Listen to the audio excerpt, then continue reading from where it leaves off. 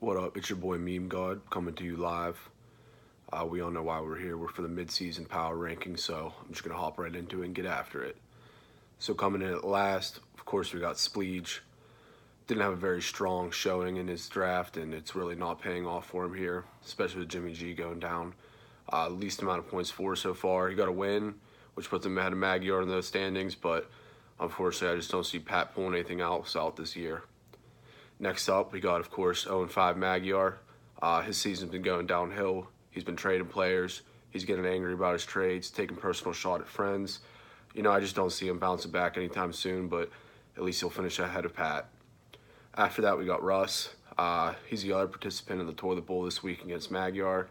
He's put up decent numbers, but, Kenyon Drake hasn't really been consistent. I really don't think Russ cares about fantasy, so shouldn't be a strong showing for him for the rest of the year. We got Ben. He's a 3-2 squad. He's a little sketchy at running back. He's going at a pace that I just don't see him holding up with these next few weeks. Taking on Pritz, who's been taking down some Giants with Joey and Meme God. It's a real test to see if this team is legit or not. Spoiler alert, it's not. However, I can see Ben fighting for that 8 seed at 6-7 or 5-8. So just like last year, it always seems that the bad teams make a run in the playoffs. So never count them out. After that, I got B-Rod. He's going heavy with Eagles this year. Hasn't really panned out. Wentz not looking like himself. The offense is going a little slow. Really dependent on that defense, which doesn't really help out fantasy-wise. But, if he can sneak into the playoffs, it's a pretty dangerous team. I really think with Bell Peppa coming back soon that him splitting carries with Connor is going to be kind of like a Kamara Ingram situation, which could really pan out. I just don't know if it's going to pan out for Brud because he got some bad karma. He doesn't invite his friends down to the shore with him, but, that's neither here nor there. So I could really see him pulling something out, but we'll have to just wait and see. After Brud, we got Marco. Marco is, of course, as you know, Mr. Of course, everyone's team goes off against me. I do kind of feel bad for him. He's had a lot of points for up against him in the past couple years, but hold on. Just actually receiving word that Marco, through this week, has actually had the second worst record in our league, which is pretty crazy. Yes, since the merger, he's had the second worst record in the league. It's a little crazy because, Marco talks a big game, but, he's going to need less excuses and more wins to really bring it back. So let's see if he could do that.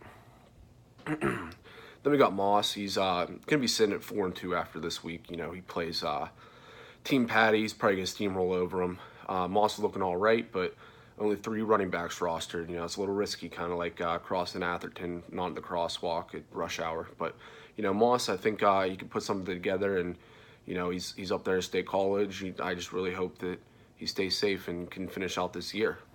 And then we got Team Hebs. A lot of people are going to be surprised by this, as Hebs has been a kind of a powerhouse, but you know what? His running backs, he's really depending on Michelle and Yeldon, which I just don't see them really panning out. It's kind of like the Ezekiel Elliott situation. He's playing pretty risky here that Fournette's not going to come back. And, Michelle, he's doing well, but who really knows with Patriots running backs? It's just Hebs, he's a regular season powerhouse, but a lot of people are saying he doesn't have the clutch gene. So we'll have to see what happens this year. He's kind of taking a laissez-faire approach to commission. That's why I'm doing this.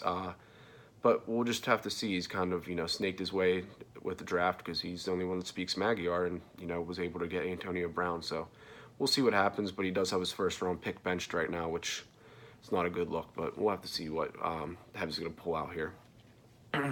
At 3, we got El Capitan, a.k.a. Pritz. He's taken a big leap from mediocrity to a 4-1 record this year.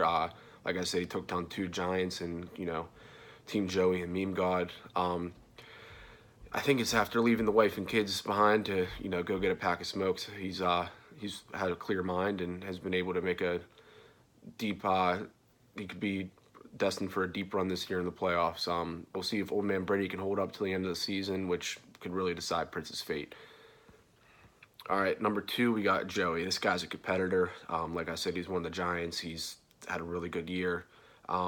He has Mahomes, though, which kind of is a little suspect for me. I don't think he could keep it up at this pace. The Chiefs always seem to go downhill at some point. But, you know, Joey's a competitor. He loves sports. He loves fantasies. Just a real good guy. So I can see him doing pretty well, going pretty far, but we'll have to see how Mahomes pans out. And then, of course, number one, Meme God. This one's probably unanimous. I mean, most points for, has the tied for the best record. Lost to a very good one-eared fellow in the league. I just think that he probably has the best team, and I think a lot of people will agree. He's untapped potential. We've only seen the iceberg, you know, the tip of the iceberg with this guy's potential. I can see him going on a historic winning streak and actually win the ship, unlike the choke artist last year. So thanks for tuning in. I hope you guys enjoyed, and good luck this week.